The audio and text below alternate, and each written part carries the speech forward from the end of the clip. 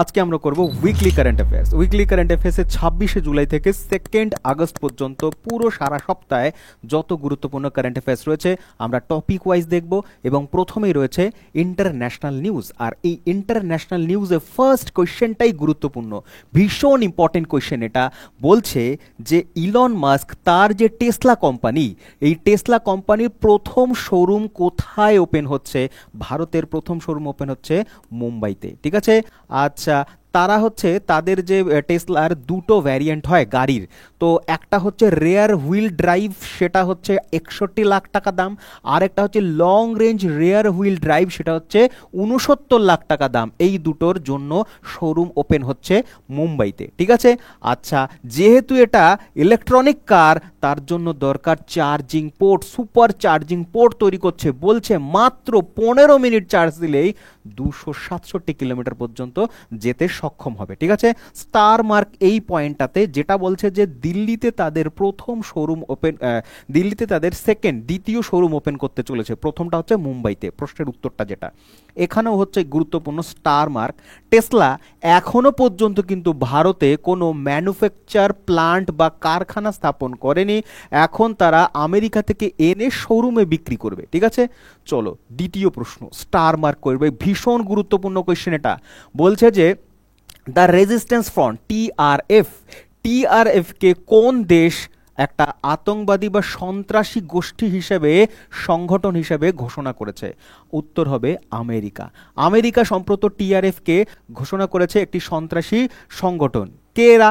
এরাই হচ্ছে পেহেলগামে আক্রমণ করেছিল এবং এই পেহেলগামে 26 জনকে হত্যা করেছিল, নিরীহ ব্যক্তিকে, 22 এপ্রিল 2025-এ। এই টিআরএফই হচ্ছে তার পেছনে ছিল, যেটা হচ্ছে লস্করে তৈবার সংগঠন। একটা লস্করে তৈবাই এটাকে তৈরি করেছিল। তার কারণ 2008 সালে যখন লস্করে তৈবা মুম্বাইতে হামলা চালিয়েছিল, তারপরে লস্করে তৈবার উপরে যখন আঙুল উঠতে শুরু করে, সেই মোড় ঘোরানোর জন্য একটা সাইড ফ্রন্ট তৈরি করে এলটিই। তো এই এলটিই হচ্ছে তোমার এই টিআরএফ, এরাই হচ্ছে লস্করে তৈবার হয়ে কাজ করে। ঠিক আছে, চলো পরবর্তী 3 নম্বর প্রশ্ন। বলছে ইউনেস্কো থেকে আবার সদস্যপদ প্রত্যাহার করে নিয়েছে নিম্নলিখিত কোন দেশটি? উত্তর কি দেবে? উত্তর দেবে হচ্ছে বি, আমেরিকা। বি হচ্ছে আমেরিকা। আবার কেন বলছি? তার কারণ আছে। কারণ হচ্ছে ডোনাল্ড ট্রাম্প এখন আমেরিকার প্রেসিডেন্ট। ঠিক আছে, তিনি হচ্ছেন রিপাবলিকান পার্টি থেকে আসে। 2025 সালের 22 জুলাই তিনি ঘোষণা করেছেন, কিন্তু ঘোষণাটি কার্যকর হবে হচ্ছে পরের বছর 26 ডিসেম্বর থেকে, যে ইউনেস্কো থেকে আমেরিকা পুল আউট করে নিচ্ছে। ঠিক আছে, আচ্ছা, কেন করছে? এটা তৃতীয়বার হচ্ছে। তার কারণ ডোনাল্ড ট্রাম্প নিজেই বলতে পারে। প্রথম যিনি ছিলেন রোনাল্ড রেগান 1984 সালে ঘোষণা করেছিল, প্রত্যাহার করে নিয়েছিল। তারপরে যখন জর্জ ডব্লিউ বুশ যখন আসে, তিনি আবার অ্যাড হয়, সদস্যপদ গ্রহণ করে। ডোনাল্ড ট্রাম্প আবার এসে সেই সদস্যপদ উইথড্র করে নেয় দ্বিতীয়বারের জন্য। ঠিক আছে, এবং জো বাইডেন ইলেক্টেড হয়ে আসে, যখন তিনি আবার হচ্ছে সদস্যপদ গ্রহণ করেন। এই রকমই চলছে। ডোনাল্ড ট্রাম্প আবার ইলেক্টেড হয়ে আসেন, তৃতীয়বারের জন্য হয়ে আসে। তো প্রশ্ন মনে রাখবে যে কতবার এরকম হচ্ছে সদস্যপদ পরিত্যাগ করেছে ইউনেস্কোর আমেরিকা? 3বার। ঠিক আছে, মনে রাখবে। এই যে তোমার হচ্ছে জর্জ ডব্লিউ বুশ, তারপর হচ্ছে জো বাইডেন, এরা হচ্ছে তোমার ডেমোক্রেটিক পার্টির থেকে এসছে। ঠিক আছে, প্রেসিডেন্ট। আর ডোনাল্ড ট্রাম্প, তারপর হচ্ছে তোমার রোনাল্ড রেগান, এরা হচ্ছে রিপাবলিকান পার্টি থেকে আসে। আর রিপাবলিকান পার্টির উদ্দেশ্যই হচ্ছে ইউনেস্কো থেকে পুল আউট করে নিয়েছে বারবার। ঠিক আছে, চলো তারপরের প্রশ্ন বলবো। IUCN, যেটা হচ্ছে ওয়ার্ল্ড কনজারভেশন কংগ্রেস, হয়েছিল 2025 সালে। কোথায় হয়েছে? স্টার মার্ক দেব সবার প্রথমে। ঠিক আছে, IUCN এটা হয়েছে তো তোমার আবুধাবিতে হচ্ছে, ইউএইর আবুধাবিতে হয়েছে IUCN। প্রথমত মনে রাখবে এইটা পুরো নাম। IUCN এর পুরো নাম হচ্ছে international union for conservation of nature, যার হেডকোয়ার্টার রয়েছে হচ্ছে সুইজারল্যান্ডের গ্ল্যান্ড শহরে। মোস্ট ইম্পর্টেন্ট, বারে এসছে পরীক্ষাতে, আবারও আসবে। সালটা ছিল 1948, ফ্রান্সে এটা তৈরি হয়েছিল, কিন্তু হেডকোয়ার্টার ভাই রয়েছে গ্ল্যান্ড শহরে। IUCN কি করে? এরা কাজটা কি করে? এই IUCN কাজ করে হচ্ছে যে এরা জীব বৈচিত্র্য, বায়োডাইভার্সিটি, জলবায়ু পরিবর্তন এগুলো নিয়ে আলোচনা করে, আর সেই আলোচনাটাই আবুধাবিতে হয়েছে। ঠিক আছে, মনে থাকবে এখানে প্রায় 160+ দেশ অংশগ্রহণ করেছিল। যাই হোক, মনে রেখে দিও। প্রিপারেশন তো অনেক দিন করছো, চাকরি কি পেয়েছো?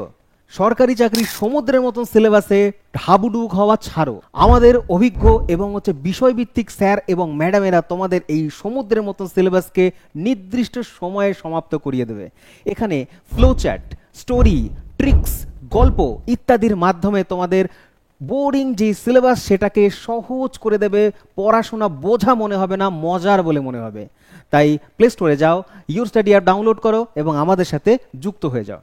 তো IUCN এর পরে পরবর্তী 5 নম্বর প্রশ্ন বলছে, ভারত কোন দেশ থেকে পাম বীজের তেল আমদানি করতে প্রথম হয়েছে? ঠিক আছে, প্রথম ভারতবর্ষ কোন দেশ থেকে আমদানি করে? মালয়েশিয়া থেকে। মালয়েশিয়া থেকে আমদানিকারী দেশ হিসাবে প্রথম হয়েছে। ঠিক আছে, তো মালয়েশিয়া থেকে আমরা হচ্ছে পাম অয়েল ইম্পোর্ট করি, তাতে 1 নম্বরে রয়েছে ভারতবর্ষ। ভারতবর্ষে বেশি আসে এটা। ঠিক আছে, খেয়াল রাখবে, ইম্পর্টেন্ট কোয়েশ্চেন।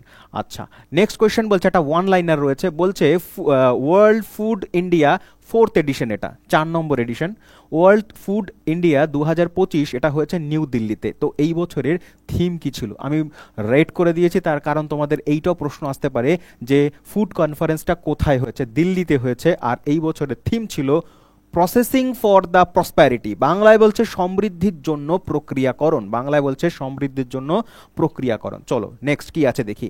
খাদ্য প্রক্রিয়াকরণ শিল্পের জন্য এটা আয়োজিত হয়েছিল। আর দিল্লির একটা জায়গা রয়েছে, জায়গাটার নাম হচ্ছে দিল্লির ভারত মণ্ডপম। ঠিক আছে, ভারত মণ্ডপমে এই অনুষ্ঠানটা হয়েছিল। ঠিক আছে, চলো পরবর্তী প্রশ্ন, 7 নম্বর কোয়েশ্চেন বলছে, ভারতবর্ষ 5 বছর পর কোন দেশের নাগরিকদের জন্য পর্যটন ভিসা চালু করেছে পুনরায়? ঠিক আছে, চাইনিজদের জন্য 2020 সালে, যখন 2020 সালে এটা বন্ধ করেছিল দুটো কারণে। দুটো কারণ কি ছিল? একটা ছিল হচ্ছে গালওয়ান ঘাটিতে যেই প্রবলেমটা হয়েছিল, টেনশন হয়েছিল ইন্ডিয়া চায়না, এবং কোভিড-19 যে ইয়ে হচ্ছিল, ভাইরাস যে ছড়াচ্ছিল প্রচুর পরিমাণে, সেই কারণে হচ্ছে তোমার 2020 থেকে চাইনিজদের কোনো ভিসা দিত না গভর্নমেন্ট অফ ইন্ডিয়া। এখন আবার চালু করেছে 2025। এটা কিন্তু খুব ভালো একটা ডেভেলপমেন্ট, খুব ভালো একটা দিক হতে চলেছে ইন্ডিয়া চায়নার রিলেশনের। ঠিক আছে, আর চায়নার ম্যাপটা এখানে দেখতে পাচ্ছ, চায়নার ক্যাপিটাল হচ্ছে বেজিং, ইস্টে পড়ে। ঠিক আছে, বেজিং পড়ে পূর্ব দিকে। ওকে, সাংহাই এইখানে পড়ে, সাংহাই এই জায়গায়। তাইওয়ানের ম্যাপটা এখানে দেখতে পারে, হংকং এটাকে মার্ক করছে, এবং হচ্ছে ম্যাকাও। তো খেয়াল রাখবে, ভারত থেকে এই দিকে যদি যাই আমরা উত্তর পূর্ব দিকে, তাহলে চায়না পাবো, এশিয়ার আর একটা শক্তি দেশ। ঠিক আছে, চলো ন্যাশনাল নিউজের মধ্যে কি কি আছে দেখে নিই। ন্যাশনাল নিউজ, জাতীয় স্তরের যেই খবরগুলো রয়েছে, বলছে প্রথমেই ভীষণ নিউজে ছিল মানে তোমার হচ্ছে খুবই আর কি আশ্চর্যজনকভাবে আমাদের উপরাষ্ট্রপতি জগদীপ ধনখড় তার পদ থেকে সরে এসেছেন, পদত্যাগপত্র দিয়েছেন। কারণটা কি দিয়েছেন? তিনি দিয়েছেন স্বাস্থ্যজনিত সমস্যার কারণে। তিনি বলেছেন তার স্বাস্থ্য ইদানিং ভালো যাচ্ছে না, সেই কারণে তিনি তার পদ থেকে উইথড্র করছেন বা পদত্যাগ করছেন। ঠিক আছে, চলো তারপরে কি আছে দেখি। বলছে যে চিকিৎসার পরামর্শ নেবেন তিনি, সেই কারণে তিনি ইয়ে করেছেন। ঠিক আছে, পদত্যাগপত্র জমা দিয়েছেন কাকে? না, রাজ্যসভার চেয়ারম্যান এবং হচ্ছে আচ্ছা, পদত্যাগপত্র সবসময় প্রেসিডেন্ট অফ ইন্ডিয়াকে জমা দেয়। উপরাষ্ট্রপতি সবসময় প্রেসিডেন্ট অফ ইন্ডিয়াকে পদত্যাগপত্র জমা দেয়। এবার যেহেতু হচ্ছে প্রেসিডেন্ট অফ ইন্ডিয়া সেটাকে অ্যাকসেপ্ট করার পর তার পদটা খালি হয়ে গেল, উপরাষ্ট্রপতি পদ খালি হয়ে যাওয়া মানে হচ্ছে অটোমেটিক্যালি তোমার রাজ্যসভার চেয়ারম্যান যে, সেই পদটাও কিন্তু খালি হয়ে গেছে। তাই এখন আগামী 6 মাসের মধ্যে মধ্যে নতুন উপরাষ্ট্রপতি এবং হচ্ছে রাজ্যসভার চেয়ারম্যান নিয়োগ করতে হবে। ঠিক আছে, পদত্যাগের ডেট 21শে জুলাই ছিল। 74 বছর বয়স, তার দরকার নেই, তুমি এই দুটো দিন মনে রাখবে। পদত্যাগ আসীন ছিলেন হচ্ছে 22 থেকে, কমপ্লিট হতো 5 বছর পর 27-এ, কিন্তু 2 বছর আগে থাকতেই 2025-এ তিনি উইথড্র করে নিয়েছেন, প্রথম উপরাষ্ট্রপতি হয়েছেন তিনি। চলো তারপরে বলছে, সম্প্রতি ভারত কোন দেশের সাথে বিমান পরিষেবা চুক্তি স্বাক্ষর করেছে? উত্তর কে দেবে? কুয়েতের সাথে। কুয়েতের সাথে দেখতে পাচ্ছ এখানে কুয়েত লেখা রয়েছে প্লেনের গায়ে। কুয়েতের সাথে বিমান পরিষেবা চুক্তি স্বাক্ষর করেছে। এতে কি লাভ হবে? লাভ হবে এটা কি না, এতে বলেছে 50% সিট ইনক্রিজ করা হবে। আগে ছিল 1200টা, সেখান থেকে 50% বেড়ে 18,000, আগে ছিল 12,000, এখন হচ্ছে 18,000 প্যাসেঞ্জার ট্রাভেল করতে পারবে ভারত থেকে কুয়েতে। ঠিক আছে, আচ্ছা কাদের জন্য করেছে দেখবো। চুক্তির ডেট দেখতে পাচ্ছ 17ই জুলাই হয়েছে, নতুন আসন সংখ্যা আগস্ট থেকেই চালু হয়ে যাবে। এই যে ব্যাপারটা 50% বেড়েছে, এটা আগস্ট থেকেই চালু হয়ে যাচ্ছে।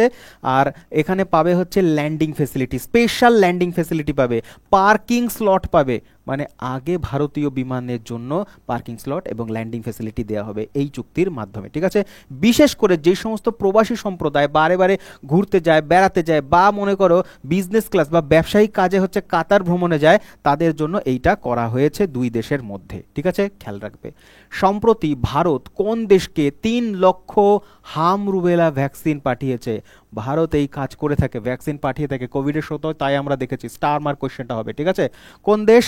বলছে নামিবিয়া নয়, বলিভিয়া। বলিভিয়া একটা দক্ষিণ আমেরিকান দেশ। এই দক্ষিণ আমেরিকান দেশটিকে দেয়া হয়েছে তোমার হামের প্রাদুর্ভাব থেকে বাঁচবার জন্য 3 লক্ষ ভ্যাকসিন। কোথায় আছে এইটা, ঠিক আছে, সেটা দেখবো। তার আগে দেখে নি হচ্ছে তোমার ইন্টারেস্টিং হচ্ছে এই যে বলিভিয়া, তার হচ্ছে দুটো ক্যাপিটাল, একটা হচ্ছে সুক্রেস, ঠিক আছে, আর একটা হচ্ছে লাপা। সুক্রেস হচ্ছে তাদের সুপ্রিম কোর্ট রয়েছে সেই কারণে, আর লাপাজ হচ্ছে সেখানে তাদের প্রেসিডেন্সিয়াল এবং হচ্ছে ন্যাশনাল কংগ্রেস বা হচ্ছে তোমার যে পার্লামেন্ট সেগুলো রয়েছে সেখানে রয়েছে, ঠিক আছে। তো লাপাজ ইম্পর্টেন্ট মেন, তারপর হচ্ছে সুক্রেস, মনে রাখবে। কারেন্সি হচ্ছে বলিভিয়ান, বলিভিয়ানো। ম্যাপ কোথায় আছে দেখি, ম্যাপ কোথায়? দক্ষিণ আমেরিকা। দক্ষিণ আমেরিকার ব্রাজিলের পাশে রয়েছে হচ্ছে বলিভিয়া। পেরু, চিলি এবং প্যারাগুয়ে এবং আর্জেন্টিনা, এদের হচ্ছে প্রতিবেশী দেশ হচ্ছে বলিভিয়া। ক্যাপিটাল হচ্ছে লাপাজ অ্যান্ড সুক্রেস। চলো পরবর্তী প্রশ্ন যাচ্ছি। আচ্ছা, তার আগে কিছু ইনফরমেশন রয়েছে, মোটামুটি আমি এগুলো বলে দিয়েছি সব। আর এই যে এটা হচ্ছে তোমার ভাইরাস জনিত কারণে হয়ে থাকে, এবং হচ্ছে 1 থেকে 14 বছরের যে শিশু রয়েছে তাদের জন্য ভ্যাকসিনটা খুব বেশি কাজে লাগবে, মামস এবং হচ্ছে রুবেলার জন্য, ঠিক আছে। চলো তারপরে বলছে ভারতবর্ষের লংফং রুপুই, এই লংফং রুপুইটা দেখে না, ছবিটা হচ্ছে এই রকমের, ঠিক আছে। এটাকে তোমার Indian archaeological survey of India, এটা আমি তোমাদের পড়িয়েছি ব্যাচে কি জিনিস, এটা survey of India national importance হিসাবে, ন্যাশনাল মনুমেন্টস ইম্পর্টেন্ট হিসাবে এটা ঘোষণা করা হয়েছে। এটা কোন রাজ্যে রয়েছে?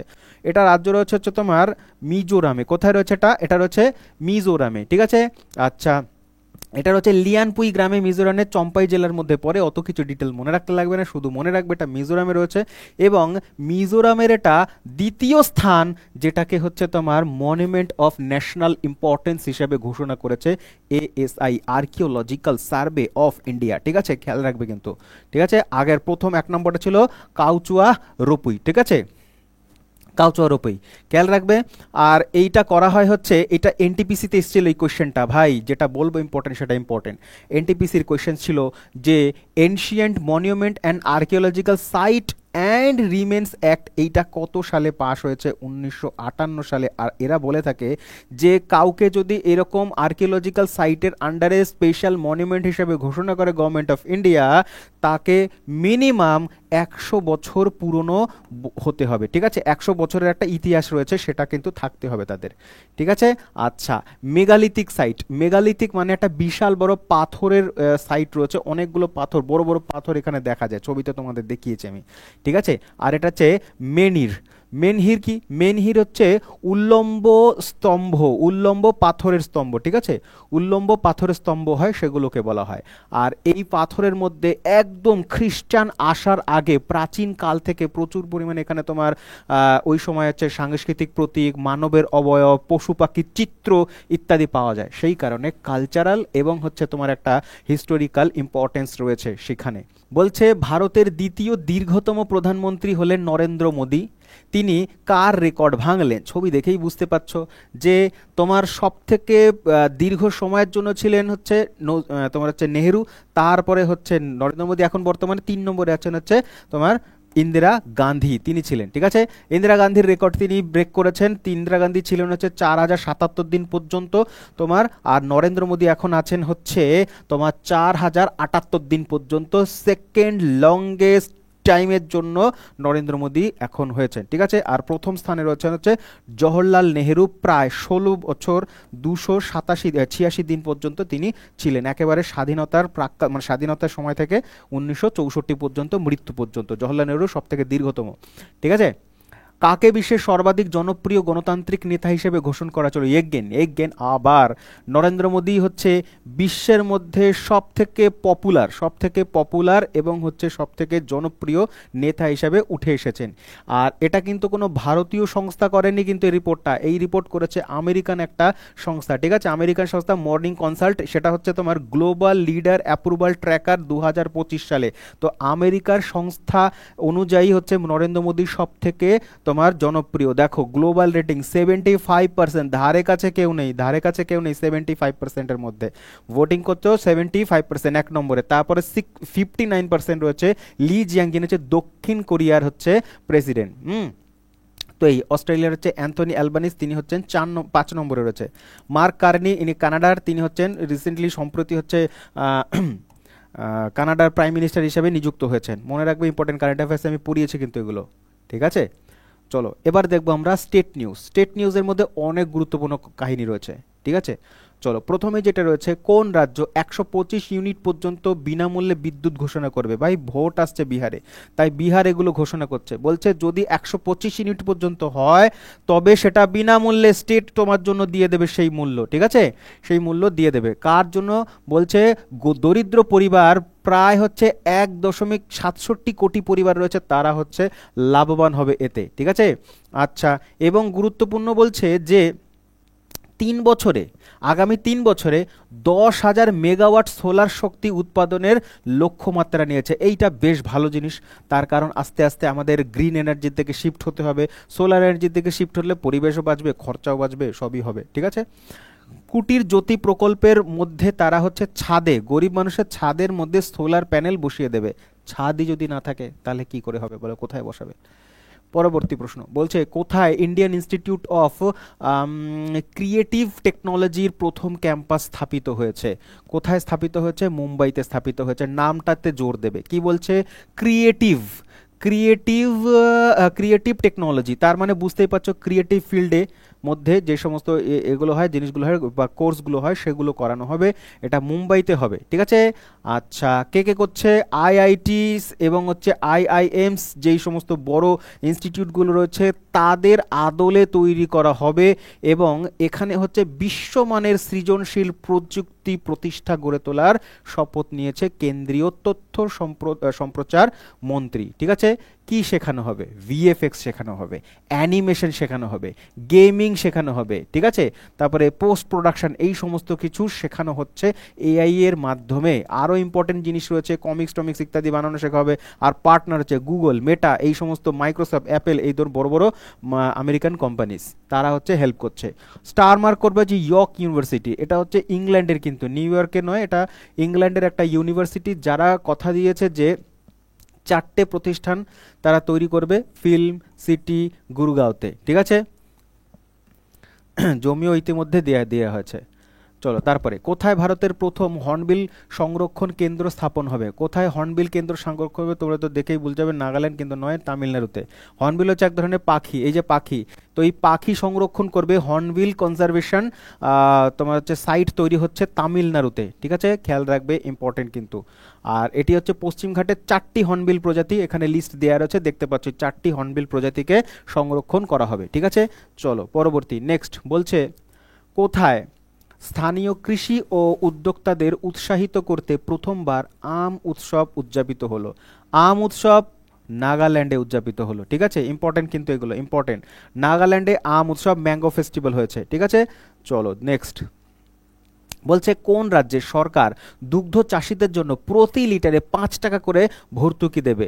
আর এটা হচ্ছে ভর্তুকি দেবে এই কারণে দুগ্ধ উৎপাদনে সাহায্য করবে চাষিদের, সেটা হচ্ছে তোমার করেছে আসাম, অপশন নাম্বার সিতে রয়েছে আসাম। আসাম গভর্নমেন্ট কি করবে? প্রতি লিটারে 5 টাকা করে তোমার ছাড় দেবে, ভর্তুকি দেবে চাষিদের, যারা হচ্ছে দুগ্ধ উৎপাদন করে, ঠিক আছে। ভারতের প্রথম mining tourism, star mark question, ভীষণ গুরুত্বপূর্ণ। মাইন ঘুরতে যেতে পারো, যেখানে হচ্ছে মাইন মানে মাটির তলা থেকে যে কয়লা, লোহা ইত্যাদি যে সমস্ত তোলা হয়, সেই মাইন ট্যুরিজম শুরু করেছে ঝাড়খণ্ড। কোথায়? অপশন নাম্বার এতে আছে, ঝাড়খণ্ড শুরু করেছে এটা, ঠিক আছে। 2টো সেক্টরে হবে এই মাইনিংটা, 2টো রুটে হবে। 2টো রুট কি কি? একটা হচ্ছে রাজরাপ্পা রুট, আর একটা হচ্ছে তোমার পত্রাতু রুট। পত্রাতু ভ্যালি খুব গুরুত্বপূর্ণ, খুব ভালো একটা জায়গা ঘুরতে যাওয়ার, ঠিক আছে। এটা রয়েছে হচ্ছে তোমার ছোটনাগপুর মালভূমির মধ্যে রয়েছে পত্রাতু ভ্যালি। খেয়াল রাখবে, ইম্পর্টেন্ট। কাদের জন্য? না সাধারণ মানুষও যেতে পারে, শিক্ষার্থীরা ভ্রমণ করতে যেতে পারে, এবং পর্যটক যারা সাধারণ পর্যটক তারাও যেতে পারে, যে কিভাবে মাইনিং করা হয়। ঠিক আছে, চলো পরবর্তী প্রশ্ন। বলছে কোন রাজ্য সরকার কার্গিল শৌর্য বাটিকা প্রতিষ্ঠা করেছে? ঠিক আছে, কার্গিল দিবস গেল কিছুদিন আগে 26শে জুলাইতে। তো সেই জন্য কার্গিল যারা, যে সমস্ত শহীদরা প্রাণ দিয়েছে তাদের সম্মানার্থে রাজস্থান গভর্নমেন্ট অফ রাজস্থান বা রাজস্থান বিধানসভা তাদের বিধানসভার সামনেই একটা স্মৃতিসৌধ তৈরি করবে শহীদদের জন্য। চলো এবার হচ্ছে অ্যাওয়ার্ড অ্যান্ড অনার্স, সম্মান এবং পুরস্কার থেকে যে কোনো পরীক্ষাতে প্রশ্ন আসবেই আসবে। প্রথম প্রশ্ন বলছে কোন ব্যাংককে গ্লোবাল ফিনান্স ম্যাগাজিন কর্তৃক, এটা ইনস্টিটিউট যারা অ্যাওয়ার্ডটা দিয়েছে, ঠিক আছে, এই ম্যাগাজিন দ্বারা world best consumer bank award দিয়েছে। এখানে তুমি একটা স্টার দিলে কিপটেমো করা হয়ে যাবে, দুটো স্টার দিয়ে রাখবে, কারণ প্রশ্নটা ভীষণ গুরুত্বপূর্ণ। অবভিয়াসলি তোমরা ধরে ফেলেছো, উত্তর হবে স্টেট ব্যাংক অফ ইন্ডিয়া। তো এসবিআই কে ঘোষণা করা হয়েছে বেস্ট ওয়ার্ল্ডের, কিন্তু খেয়াল রাখবে ইন্ডিয়ার নয়, ওয়ার্ল্ড বেস্ট কনজিউমার ব্যাংক। তার জন্যই বলছি ইম্পর্টেন্ট কোশ্চেন। ঠিক আছে, কি আছে দেখি। আছে হচ্ছে এটা কেন দিয়েছে কারণ ভাষাভিত্তিক ভয়েস ব্যাংকিং, মানে যে কোনো ভাষাতে তুমি অ্যাক্সেস নিতে পারো, এর সাহায্য নিতে পারো। 24 ঘন্টা 7 দিন 24 ঘন্টা ডিজিটাল সাপোর্ট তারা দিচ্ছে কাস্টমারদের জন্য। তারপরে এআই চালিত যে সমস্ত টুলসগুলো রয়েছে সেগুলো দিয়েছে তোমার হচ্ছে সাইটের মধ্যে। ইউনো অ্যাপ আসার পরে অল টাইম তুমি এর অ্যাক্সেস পাচ্ছ, সেখান থেকে তুমি লেনদেন করতে পারছো, সঞ্চয় করতে পারছো, ঋণ নিতে পারছো, বিনিয়োগ করতে পারছো। ইউনো অ্যাপ হেল্প করছে, জনগণ খুব সহজেই সেখান থেকে অ্যাক্সেস বা সুবিধা নিতে পারছে। ঠিক আছে, আচ্ছা, সেই এতগুলো কারণের জন্যই কাস্টমার স্যাটিসফাই হয়েছে, সেই কারণে এই অ্যাওয়ার্ডটা দেওয়া হচ্ছে ওয়ার্ল্ডের বেস্ট কনজিউমার ব্যাংক হিসাবে। ঠিক আছে, আর এটা দিয়েছে হচ্ছে অক্টোবরে দেওয়া হবে, মানে ঘোষণা হয়ে গেছে, অক্টোবরে অনুষ্ঠানটা হবে তোমার 2025 সালে। আর আইএমএফ এবং ওয়ার্ল্ড ব্যাংকের যে অ্যানুয়াল মিটিং হয় সেই সময় কোথায়? না ওয়াশিংটন ডিসি। খেয়াল রাখবে আমেরিকার যে রাজধানী, সেখানে ওয়াশিংটন ডিসিকে এসবিআইকে পুরস্কার প্রদান করা হবে। ঘোষণা হয়েছে, এখন পুরস্কারটা দেওয়া হবে অক্টোবর মাসে। এরপর দেখবো আমরা অ্যাপয়েন্টমেন্ট রিলেটেড কোয়েশ্চেন্স, যে এই সপ্তাহে কে কোন বিশেষ পদে নিযুক্ত হয়েছে। প্রথমেই রয়েছে মণিপুরের নতুন মুখ্য সচিব হিসেবে কাকে নিযুক্ত করা হয়েছে। মণিপুরের মুখ্য সচিব হিসেবে দেখতে পাচ্ছ পুনিত কুমার গোয়েলকে। এইটা কিন্তু স্টার মার্ক কোয়েশ্চেন পরীক্ষায় আসার চান্সেস 100% রয়েছে। ঠিক আছে, এই যে পুনিত কুমার গোয়েল আগে ছিলেন গোয়ার মুখ্য সচিব এবং important national commission for schedule ট্রাইবেরও সচিব ছিলেন। কার জায়গায় এসছেন তিনি? মণিপুরের যে তোমার হচ্ছে আগে ছিল প্রশান্ত কুমার সিংহ, তার জায়গাতে কিন্তু এসছেন, আমি মার্ক করে রাখলাম, তার জায়গায় এসছে। আর একটা গুরুত্বপূর্ণ কথা, সেটা হচ্ছে যে মণিপুরে কিন্তু এখন প্রেসিডেন্ট রুল চলছে মণিপুরে, তার কারণ যে টেনশন চলছিল দীর্ঘদিনের, সেই কারণে। ঠিক আছে, চলো পরবর্তী। বলছে কে সম্প্রতি ব্যাঙ্গালোর মেট্রো রেল কর্পোরেশনের কি নিযুক্ত হয়েছে? না ম্যানেজিং ডাইরেক্টর এমডি পদে নিযুক্ত হয়েছেন। কে নিম্নলিখিত কে নিযুক্ত হয়েছেন? ঠিক আছে, তো উত্তর হবে অপশন নাম্বার বি, যে রবিশঙ্কর। তো যে রবিশঙ্কর হচ্ছে তোমার নিযুক্ত হয়েছে বেঙ্গালুরু মেট্রোর এমডি হিসেবে। ঠিক আছে, চলো বলছে পাটনা হাইকোর্টের প্রধান বিচারপতিকে। স্টার মার্ক ভীষণ ইম্পর্টেন্ট। পাটনা হাইকোর্টের প্রধান বিচারপতি হিসেবে নিযুক্ত হয়েছেন বিপুল এম পাঞ্চেলি সাহেব। এই পাঞ্চেলি সাহেব তিনি হচ্ছেন নিযুক্ত হয়েছেন পাটনা হাইকোর্টের বিচারপতি হিসেবে। ঠিক আছে, চলো তারপরে নেক্সট বলছে কোন ব্যক্তি সম্প্রতি অটল ইনোভেশন মিশনের মিশন ডাইরেক্টর হিসেবে নিযুক্ত করেছে? অটল মিশন অমৃত মিশনের হচ্ছে তোমার ডাইরেক্টর হিসেবে নিযুক্ত হয়েছেন এইখানে দীপক বাগলা নিযুক্ত হয়েছেন। দীপক বাগলা ইম্পর্টেন্ট, মনে রাখবে। পরবর্তী রেনল্ড গ্রুপ একটা কার কোম্পানি? রেনল্ড গ্রুপ এটা হচ্ছে সুইস কোম্পানি একটা। ইন্ডিয়ার নতুন সিইও নিযুক্ত হয়েছে। এই রেনল্ড গ্রুপের যে ইন্ডিয়াতে যে নিযুক্ত হয়েছে তার নামটা কি? তার নাম হচ্ছে এইখানে হবে যাবে অপশন নাম্বার স্টিফেন ডেভলাইস নিযুক্ত হয়েছে। এখানে আমি বিশেষ যে সমস্ত কার কোম্পানি খুব নাম শুনেছো তারা, সেই কার কোম্পানিগুলো কোন দেশ থেকে অরিজিন করছে সেগুলো আমি দিয়েছি। যেমন টয়োটা, মিৎসুবিশি প্রথম যদি শুনে থাকো এটা জাপানেরই টয়োটা, নিসানেরও জাপান। ঠিক আছে, তারপরে হোন্ডাও কিন্তু জাপান, হোন্ডা যদিও কারে হয় না, এটা হচ্ছে তোমার টু হুইলার। Suzuki Japan. ইটলির হচ্ছে ফারারি, ভীষণ ইম্পর্টেন্ট নাম তো শুনেইছো তোমরা, ফারারি হচ্ছে ইটলি। লেম্বরগিনি খুব দামি লাক্সারিয়াস কার ইটলির। তারপর হচ্ছে রোলস রয়েসের নাম শুনেছো, রোলস রয়েলস, এই যে রোলস রয়েস হচ্ছে তোমার হচ্ছে ব্রিটেনের। ব্রিটেনের হচ্ছে অ্যাস্টন মার্টিন, নাম কে কে শুনেছো বলো, অ্যাস্টন মার্টিন। তো এই কারণে তোমাদের এক্সট্রা নলেজ প্রোভাইড করবার জন্য আমি এটা রেখেছি, আরও কিছু রয়েছে, একটু তোমরা স্ক্রিনশট নিয়ে নিতে পারো, ঠিক আছে।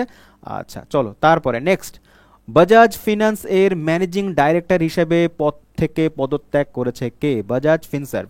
তো বাজাজ ফিনসার্ভ থেকে বা বাজাজ ফিনান্স থেকে পদত্যাগ করেছেন অনুপ কুমার সাহা। অনুপ কুমার সাহা। এইবার প্রশ্ন আসবে স্যার পদত্যাগ তো করলো, তার জায়গায় আসলো কে? তো দেখি আসলো কে।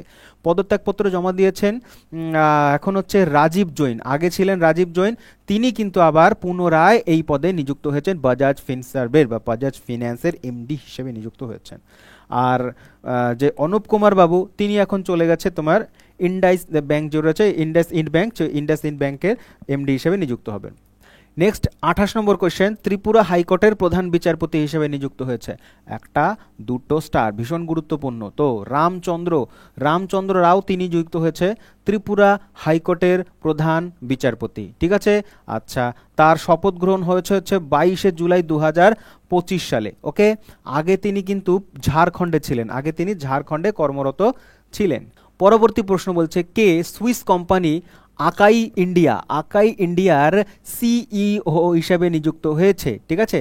তো চিফ এক্সিকিউটিভ অফিসার হয়েছে আকাই কোম্পানি, আকাই হচ্ছে একটা সুইস কোম্পানি। তো এখন বর্তমানে রয়েছে হচ্ছে প্যাট্রিক অ্যান্টনি সাহেব রয়েছেন, অ্যান্টনি, ঠিক আছে, প্যাট্রিক অ্যান্টনি রয়েছেন আকাই। কাকে গুজরাট সমবায় দুগ্ধ বিপণন ফেডারেশনের কি হিসাবে না চেয়ারম্যান হিসাবে নিযুক্ত করেছেন? The Gujarat corporation milk marketing ফেডারেশনের কর্পোরেশন হচ্ছে অশোক চৌধুরী নিযুক্ত হবেন, ঠিক আছে। চলো, দ্য এক্সিস ব্যাংক পুরো সমবায়, যেটা এক্সিস ব্যাংকের যে এক্সিকিউটিভ ডাইরেক্টর হিসেবে নিযুক্ত হয়েছে এক্সিস ব্যাংকের নীরজ গম্ভীরকে নিযুক্ত করা হয়েছে। আর তার 3 বছরের মেয়াদ শুরু হবে এই আমাদের আগস্টের 4 তারিখ থেকে, এই মাস থেকেই শুরু হবে, ঠিক আছে। চলো নেক্সট কোয়েশ্চেন। বলছে ইন্স্যুরেন্স IRDAI, যেগুলো বলবো স্টার সেগুলো ভীষণ গুরুত্বপূর্ণ ইম্পর্টেন্ট পয়েন্ট। তো IRDAI এরা হচ্ছে তোমার ইন্স্যুরেন্স রেগুলেটরি বডি, যত ইন্স্যুরেন্স কোম্পানিগুলো রয়েছে তাকে রেগুলেট করে, সেবির মতন বা RBI এর মতন, ঠিক আছে। তো সেখানে নিযুক্ত হয়েছে কাকে চেয়ারম্যান হিসেবে নিযুক্ত করা হয়েছে?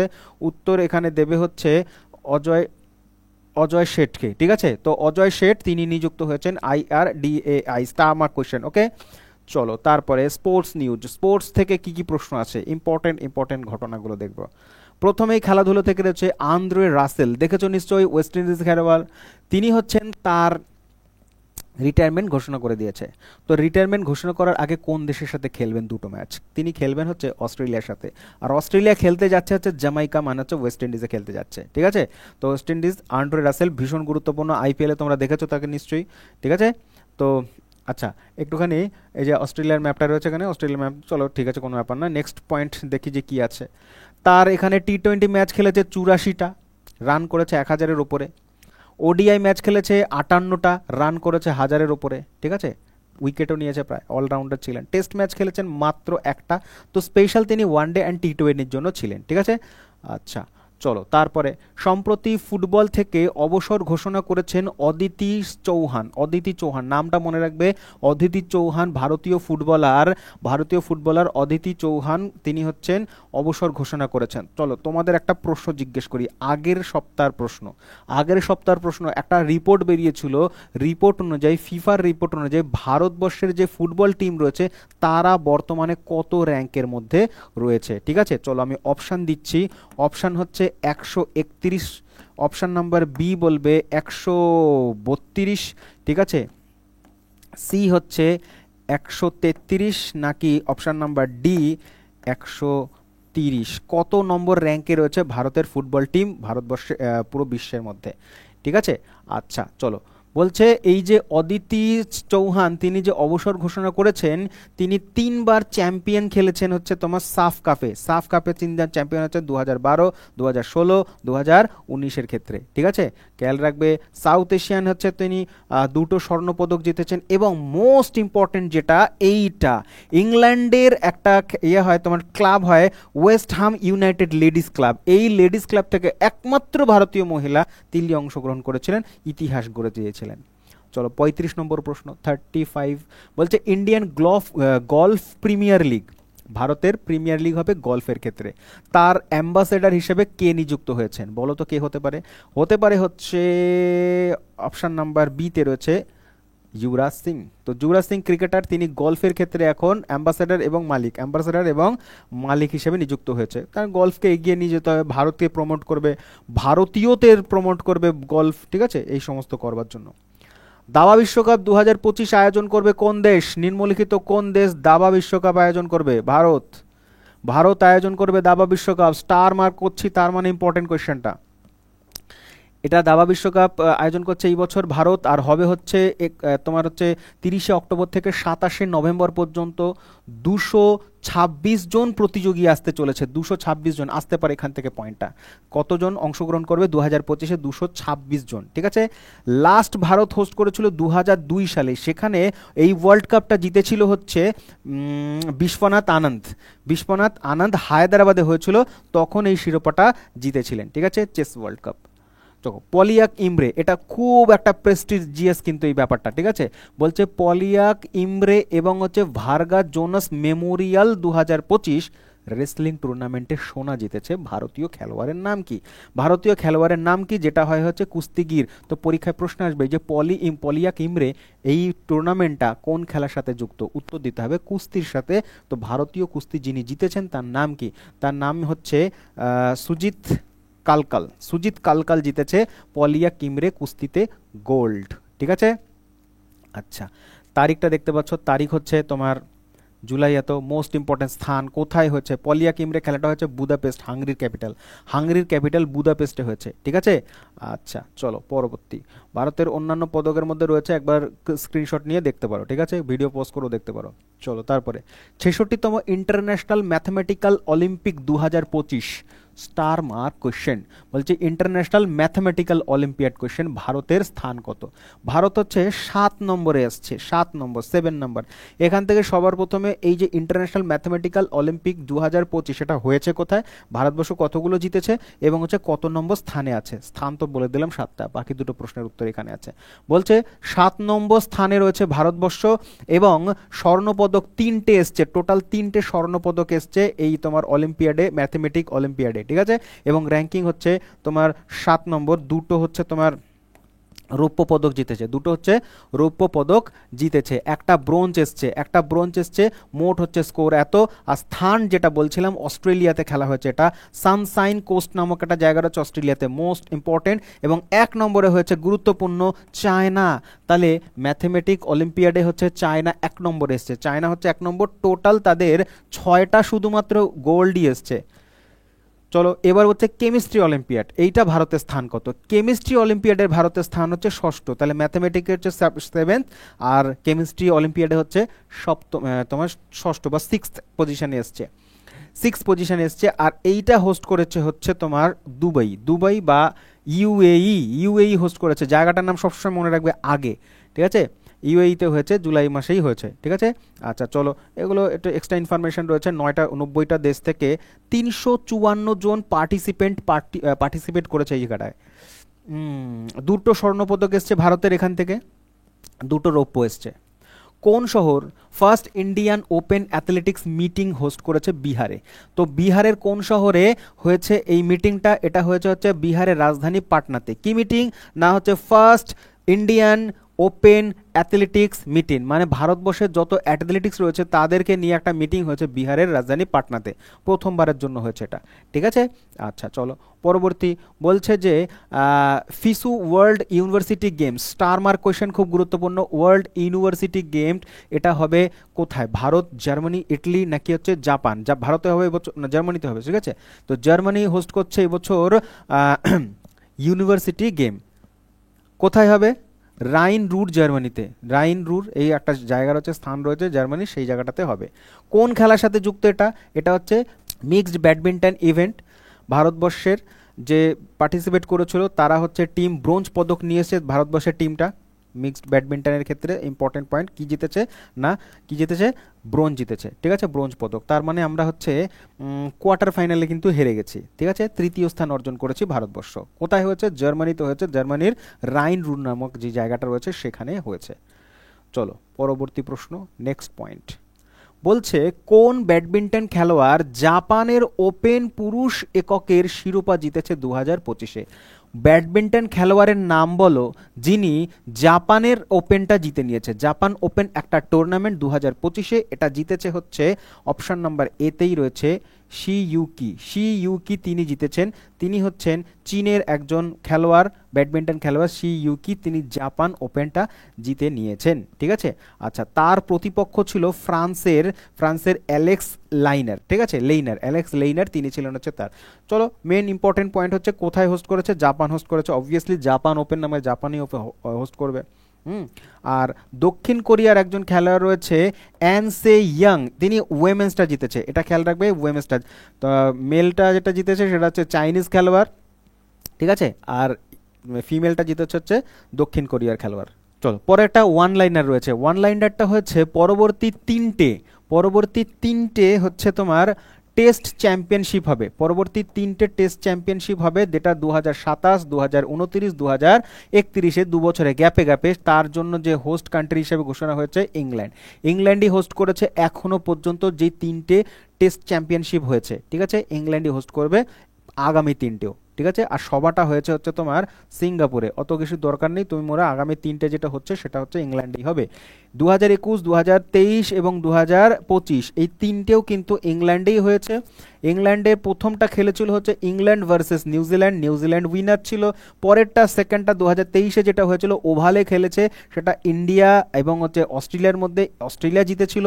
এবং 2025 এই বছর লর্ডসে খেলা হয়েছে যেটা, সেটা হচ্ছে সাউথ আফ্রিকা এবং অস্ট্রেলিয়ার সাথে, সাউথ আফ্রিকা জিতেছে, ঠিক আছে, সাউথ আফ্রিকা জিতেছে আইসিসি টুর্নামেন্ট বহু বছর পরে, খুব নিউজে ছিল এটা, কিন্তু খেয়াল রাখবে। পরবর্তী FIDE women's chess world cup, এটা হচ্ছে ফাইনালে জয়ী প্রথম ভারতীয় মহিলা কে? তো স্টার মার্ক কোয়েশ্চেন ভাই, এটা ভীষণ গুরুত্বপূর্ণ যে উইমেন্স চেস ওয়ার্ল্ড কাপ যেটা FIDE হোস্ট করেছে, সেটার প্রথম ভারতীয় মহিলা জিতেছে হচ্ছে, কোথায় গেল, দিব্যা দেশমুখ, ঠিক আছে, দিব্যা দেশমুখ এটা জিতে নিয়েছে, দেখতে পাচ্ছ দিব্যা দেশমুখ তিনি এটা জিতেছে, ঠিক আছে। আর ফাইনালে জয় হচ্ছে ভারতেরই কিংবদন্তি কোনেরু হাম্পি, অপশানে ছিল কিন্তু এই কোনেরু হাম্পিকেই হারিয়ে তিনি জিতেছেন, গুরুত্বপূর্ণ এটা। চলো পরবর্তী প্রশ্ন,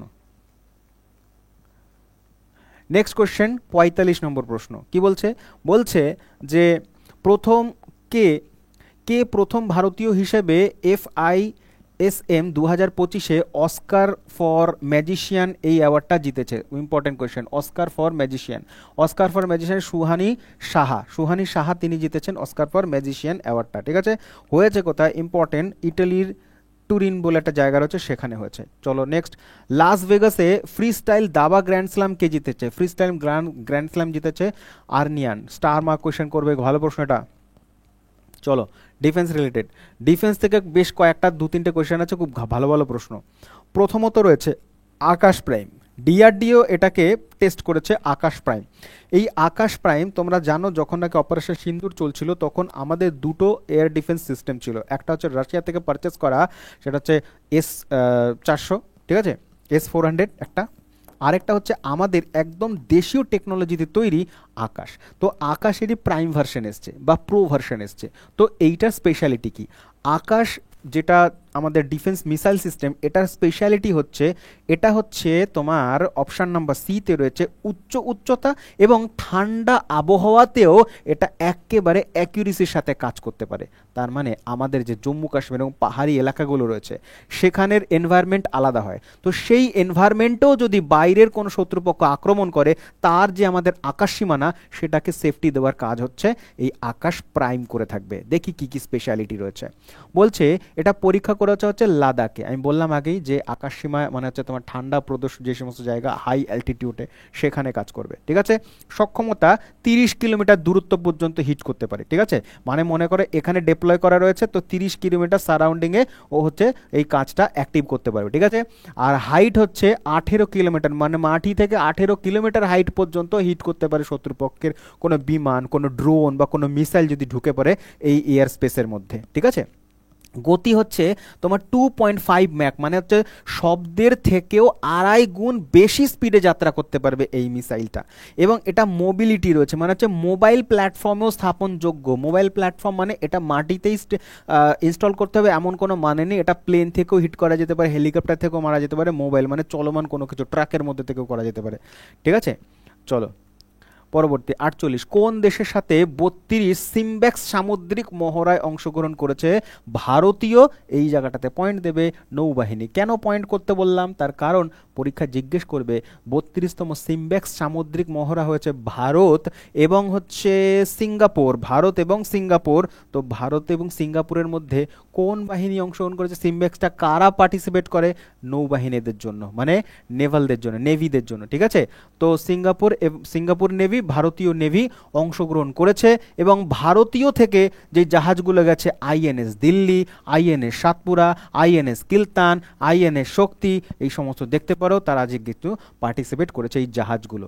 আর এই যে সিমব্যাক্সটা, যেটার এই বছর এডিশনটা হচ্ছে 32তম এডিশন, এটা কেন করবে, কেন ইম্পর্টেন্ট, কেন আমাদের কাছে ইম্পর্টেন্ট হচ্ছে সিমব্যাক্সটা প্রতি বছর হয় দুটো ভিশন, একটা হচ্ছে সাগর ভিশন যেটার পুরো নাম হচ্ছে security and growth for all in the region, এবং আরেকটা খুব গুরুত্বপূর্ণ অ্যাক্ট ইস্ট পলিসি, ঠিক আছে, গুরুত্বপূর্ণ।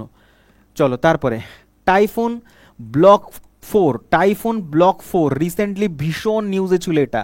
এই typhoon block 4 hypersonic ballistic missile. প্রথমত হাইপারসনিক কি হয়, হাইপারসনিক হচ্ছে শব্দের গতি থেকে 5 গুণ স্পিডে যেতে পারে, এটাকে বলা হয় হাইপারসনিক মিসাইল। তো যে কোনো প্লেন বলো, এয়ারক্রাফট বলো, যে কেউ যদি মনে করো শব্দের গতির 5 গুণ যেতে পারে স্পিডে, তাহলে তাকে বলবো হাইপারসনিক। সেটা এই মিসাইলটা হচ্ছে হাইপারসনিক, কিন্তু এটা একটা ব্যালিস্টিক মিসাইল। কি ধরনের ব্যালিস্টিক মিসাইল, মানে মনে করো এখান থেকে যদি হিট করা হয় এই জায়গা থেকে, তাহলে ডাইরেক্ট এভাবে গিয়ে হিট করবে না ওটা পয়েন্টে, ও হচ্ছে প্রথমত একেবারে এনভায়রনমেন্টের বাইরে গিয়ে তারপরে গিয়ে হিট করবে, এটাকে বলা হয়, এইগুলোকে বলা হয় ব্যালিস্টিক মিসাইল। সাধারণত ব্যালিস্টিক মিসাইল লং রেঞ্জ, অনেক দূরে, কন্টিনেন্টাল তোমার যেসব মিসাইলগুলো সেই ক্ষেত্রে কাজ হয় ব্যালিস্টিক মিসাইল। এইটা টেস্ট করেছে সম্প্রতি তুরস্ক, আর এটা ভারতের কাছে কিন্তু ভীষণ একটা তোমার হাই অ্যালার্ট এবং চিন্তার কারণ। তার কারণ হচ্ছে তুরস্কের সাথে মানে টার্কির সাথে পাকিস্তানের রিলেশন খুব ভালো, তার কারণ পাকিস্তানকে কিন্তু এই হাইপারসনিক মিসাইলটা বিক্রি করতে পারে, তখন আমরা প্রবলেমে পড়বো, কারণ পাকিস্তান এই মিসাইলটা আমাদের এগেনস্টে ইউজ করবে। যেমন তৈরি করেছে হচ্ছে রকস্তান নামক যে তুর্কির একটা সংস্থা রয়েছে, তার আমাদের যেমন ডিআরডিও সেরকম, ঠিক আছে। এটা হাইপারসনিক বললাম আমি কি হয়, ব্যালিস্টিক মিসাইল কি হয় আমি বললাম, ঠিক আছে। আচ্ছা, এটা হচ্ছে দৈর্ঘ্য কত লেন্থের মিসাইলটা হচ্ছে 6.5 মিটার, 6.5 মিটার আর কি তোমার তোমার ই রয়েছে। আর ম্যাক নাম্বার 5+, খেয়াল রাখবে, আমি বলে দিয়েছি এগুলো সব ইম্পর্টেন্ট জায়গা, ওকে। আচ্ছা, আর কি এখান থেকে জানার আছে, চলো যা আচার বলে দিয়েছি। ইম্পর্টেন্ট, যুদ্ধক্ষেত্রে ক্ষমতা, এই মিসাইলটা কি নিয়ে যেতে পারে, বলছে মাল্টিপারপাস ইউজ হতে পারে। দেখো মিসাইল হচ্ছে একটা রকেটের মতন কাজ করে, রকেট গিয়ে যদি পড়ে তাহলে কোনো ক্ষতি হয় না, কিন্তু রকেটের মধ্যে বারুদ বসানো থাকে বা ওয়ার হেড বসানো থাকে, সেইটাই গিয়ে ইয়ে করে, ব্লাস্ট করে, ঠিক আছে। তো রকেটের মধ্যে যদি সাধারণ বারুদ বা সাধারণ এক্সপ্লোজিভ বসানো হয় তাহলে গিয়ে তো নর্মাল এক্সপ্লোশন করবে, কিন্তু ওই রকেটের মধ্যে যদি আমরা পারমাণবিক যে সমস্ত এই বিস্ফোরক রয়েছে সেগুলো যদি ভরে, তাহলে পরমাণু বোমা হয়ে যাবে। তো পরমাণু বোমা তো আর হাতে ছুঁড়ে মারে না, এইরকম রকেটে করে একটা দেশ থেকে আরেকটা দেশে বা একটা পয়েন্ট থেকে আরেকটা পয়েন্টে হিট করে। তো এটা কিন্তু পারমাণবিক বোমাও বহনযোগ্য, ঠিক আছে। তো ভারতের জন্য খুব টেনশনের কারণ এটা। চলো 50 নম্বর বলছে ভারত সম্প্রতি অ্যাপাচে হেলিকপ্টার কিনেছে, প্রথম ব্যাচ এসছে, ভারত কিনেছে, কোন দেশ থেকে কিনেছে? অ্যাপাচে হেলিকপ্টার ভীষণ গুরুত্বপূর্ণ একটা হেলিকপ্টার, যেই হেলিকপ্টারটা আমরা আমেরিকা থেকে কিনেছি, তার কারণ অ্যাপাচে হেলিকপ্টার আমেরিকায় তৈরি করে। আমেরিকার সাথে আমাদের ডিল হয়ে গেছিল অনেক দিন আগেই, তো এটার ফার্স্ট ব্যাচ যেটা 2025 সালে আমরা পেয়েছি। হ্যাঁ, আর এটা ইউজ করবে কে? এটা ইউজ করবে হচ্ছে ভারতীয় সেনাবাহিনী করবে। কারা ইউজ করবে? আরে ভারতীয় সেনাবাহিনী, ঠিক আছে, এয়ারফোর্স নয় কিন্তু। অ্যাপাচে হেলিকপ্টারটা ইউজ করবে সেনাবাহিনী, ইউজ করবে, তোমার এয়ারফোর্স নয় কিন্তু।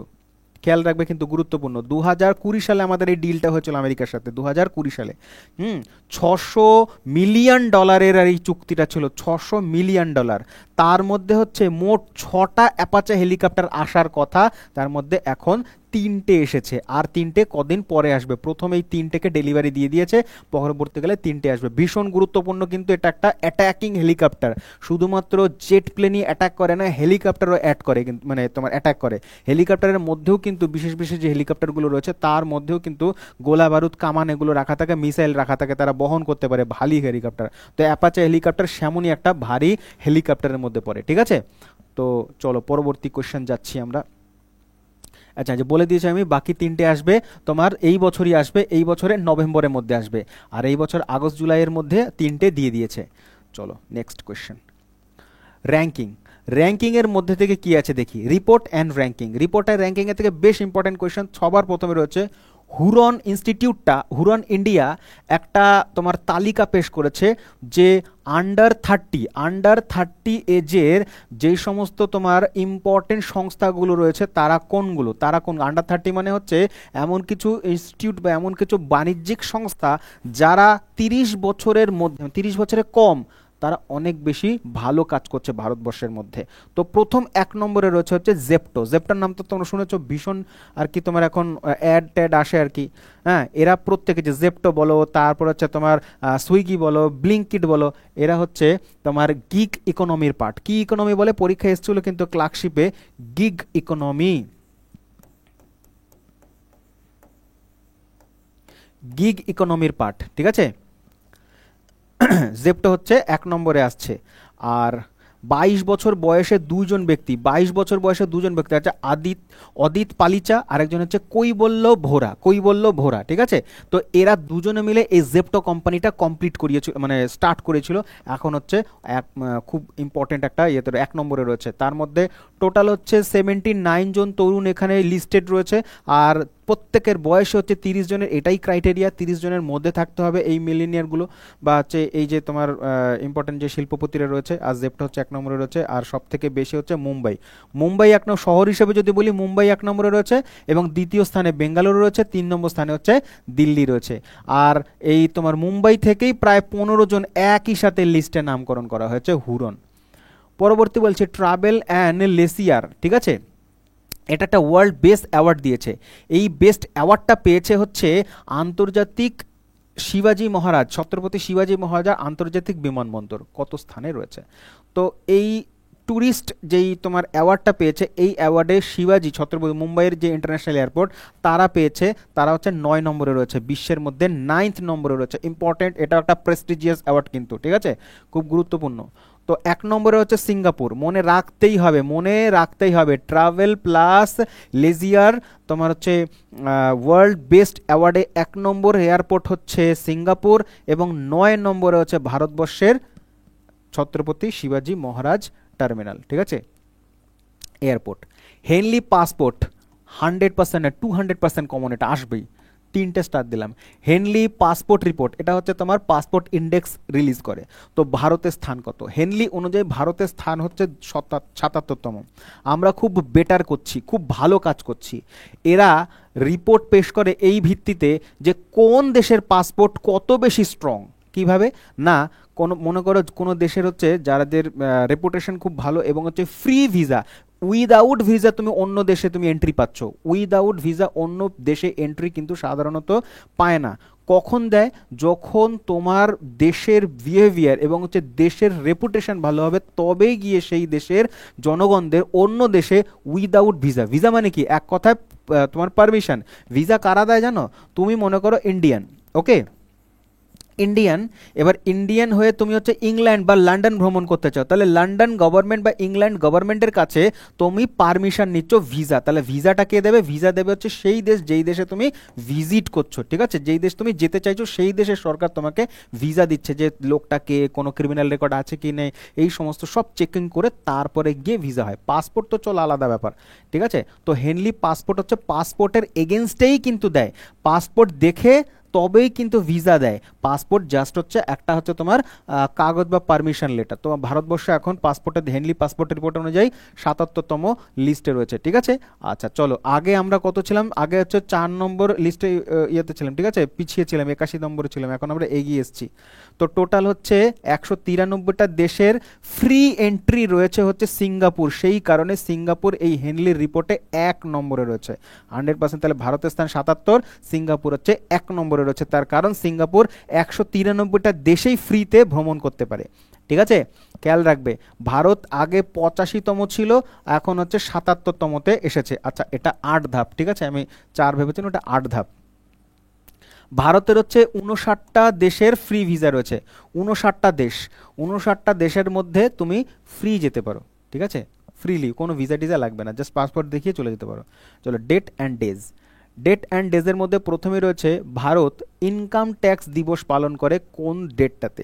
ইনকাম ট্যাক্স দিবস পালন করে 24শে জুলাই। কি হয়েছিল না 1860 সালে, 1860 মানে ব্রিটিশ ইন্ডিয়াতে ভারতবর্ষে আয়কর মানে ব্যবস্থা চালু হয়েছিল, প্রথম আয়কর ব্যবস্থা চালু করেছিলেন ব্রিটিশ একজন অফিসার ছিলেন, নাম হচ্ছে জেমস উইলসন। তো এই স্যার জেমস উইলসন 1860 সালে 24শে জুলাইতেই চালু করেছিল এই ট্যাক্স কালেকশন ডিপার্টমেন্টটা, সেই জন্যই এটাকে ট্যাক্স ডিপার্টমেন্ট হিসেবে চালু করা হয়, ঠিক আছে। কেন চালু করেছিল? এই উদ্দেশ্য কি ছিল? উদ্দেশ্য হচ্ছে 1857 সালে যে মহাবিদ্রোহ হয়েছিল, সংগ্রামের পরবর্তীতে ভারতের অর্থনীতিকে চাঙ্গা করবার জন্য তোমার এই ট্যাক্স কালেকশনের জন্য স্যার জেমস উইলসন এটা প্রথমবার আয়কর ডিপার্টমেন্ট চালু করেছিল। আর দিনটা পালিত হচ্ছে 2010 সাল থেকে, 2010 সাল থেকে 24শে জুলাই, 24শে জুলাই পালন করা হচ্ছে। আর একটা সিবিডিটি, সিবিডিটি আমি তোমাদের ইয়েতে পড়েছি কোর্সে, central board of direct tax, তারা হচ্ছে এটা পালন করে থাকে 2010 সাল থেকে। চলো পরবর্তী, বলছে কোন তারিখ কার্গিল বিজয় দিবস পালন করা হয়? 200% ইম্পর্টেন্ট কোয়েশ্চেন আসবে। কার্গিল বিজয় দিবস 26শে জুলাই, তার কারণ 1999 সালে যে কার্গিলের যুদ্ধ হয়েছিল সেটা 26 তারিখে, জুলাই মাসের 26 তারিখেই হচ্ছে আমরা জিতেছিলাম, ঠিক আছে। তো সেই জন্য 26শে জুলাই কার্গিল দিবস হিসেবে পালন করা হয়। আর ভারতীয় নৌসেনাবাহিনী ভারতীয় সেনাবাহিনী একটা অপারেশন লঞ্চ করেছিল পাকিস্তানের এগেনস্টে, অপারেশন বিজয়। আসবেই কোশ্চেনটা, ভালো প্রশ্ন, অপারেশন বিজয়, ঠিক আছে। তো খেয়াল রেখো 26শে জুলাই শেষ হয়েছিল, আমরা জিতেছিলাম। আর 527 জন জওয়ানের তোমার হচ্ছে সেনা শহীদ হয়েছিল এই যুদ্ধে, 527 জন জওয়ান মৃত্যু হয়েছিল, তার মধ্যে একজন হচ্ছে ক্যাপ্টেন বিক্রম বাত্রা, মুভিও হয়েছে এনাকে নিয়ে, ঠিক আছে। চলো তারপরে নেক্সট, ওবেচুয়ারি মানে হচ্ছে মৃত্যু, মৃত্যু সম্পর্কিত কিছু দেখি, কোন কোন বিখ্যাত ব্যক্তি এই সপ্তাহে মৃত্যু হয়েছে তার। স্টার মার্ক প্রথমটাই খুব ভালো প্রশ্ন, এটা ভীষণই ইম্পর্টেন্ট কোয়েশ্চেন। বলছে সম্প্রতি কত বছর বয়সে মারা গেছেন বিশ্বের সবচেয়ে বয়স্ক ম্যারাথন দৌড়বিদ? ম্যারাথন দৌড়বিদ নাম হচ্ছে ফৌজা সিং। এই যে ফৌজা সিং 114 বছরে মারা গেছে, 114 বছরে মারা গেছে, তাহলে ভেবে দেখো। আর ইম্পর্টেন্ট হচ্ছে তিনি হচ্ছেন এই যে ফৌজা সিং পাঞ্জাবের, 114 বছরে মারা গেছে, তাও আবার একটা খুব দুঃখজনকভাবে সড়ক দুর্ঘটনাতে মারা গেছেন। এবং 89 বছরে তিনি শুরু করেছিলেন প্রথম ম্যারাথন, সেই কারণেই এইটা ইম্পর্টেন্ট বেশি হবে। 89 মানে হচ্ছে প্রায় 90 বছর বয়সে তিনি ম্যারাথন দৌড় শুরু করেছে, তা আবার কমপ্লিট ম্যারাথন, 42 কিলোমিটারের ম্যারাথন হয়, 42 কিলোমিটারের ম্যারাথন শুরু করেছিলেন, ঠিক আছে, সম্পন্ন করেন। এরকম একটা নয়, 9টা হচ্ছে ম্যারাথন তিনি কমপ্লিট করিয়েছিলেন বিভিন্ন জায়গায়, লন্ডনে, টরন্টোতে, নিউ ইয়র্কে, মুম্বাইতে, বিভিন্ন জায়গায় অংশগ্রহণ করে, ওই জন্য কিন্তু গুরুত্বপূর্ণ, ঠিক আছে। তো রেকর্ড করেছিলেন 100 বছর বয়সে কোনো একজনকেও ম্যারাথন কমপ্লিট করাচ্ছে, ভীষণ আশ্চর্য, 100 বছরে মানুষ বিছানা থেকে উঠতে পারে না, তিনি হচ্ছে ম্যারাথন দৌড়ে যাচ্ছে, ঠিক আছে। চলো তারপরে পদ্মভূষণ পুরস্কার প্রাপ্ত কন্নড় অভিনেত্রী, প্রথমত কোন ক্ষেত্রের সাথে যুক্ত এটা মনে রাখবে, তার কারণ পরীক্ষায় আসবে। এই কন্নড় অভিনেত্রী 2025 সালে মারা গেছেন, নাম হচ্ছে সরোজা দেবী, ছবি দেখতে পাচ্ছ তোমরা। এই সরোজা দেবী মারা গেছেন, তিনি হচ্ছেন কোন শহরে পরলোক গমন করেছেন? অপশন নাম্বার বি তে রয়েছে বেঙ্গালুরু। ঠিক আছে, বেঙ্গালুরুতে তিনি মারা গেছেন। সরোজা দেবী নাম, সরোজা দেবী নাম এসএসসির জন্য খুব গুরুত্বপূর্ণ হবে। বেঙ্গালুরু সিটিতে মারা গেছেন তিনি। পদ্মভূষণ প্রাপ্ত, কিন্তু পদ্মভূষণ প্রাপ্ত 87 বছরে, 87 হয়েছিল তার ইয়ার। ঠিক আছে, আচ্ছা 200টিরই বেশি চলচ্চিত্রে তিনি অভিনয় করেছেন, কন্নড় বলো, তামিল বলো, তেলুগু বলো, হিন্দি সিনেমায় তিনি অভিনয় করেছেন। 1955 সালে তিনি মহাকবি কালিদাস চলচ্চিত্র অভিনয়, স্টার মার্ক অভিনয় করেছেন। ঠিক আছে, চলো, মানে যাত্রা শুরু করেছিলেন এখান থেকে। পদ্মশ্রী পেয়েছেন 69-এ এবং পদ্মভূষণ পেয়েছে 92 সালে। নেক্সট বলছে 101 বছরে মারা গেলেন কেরালার প্রাক্তন মুখ্যমন্ত্রীর নাম কি?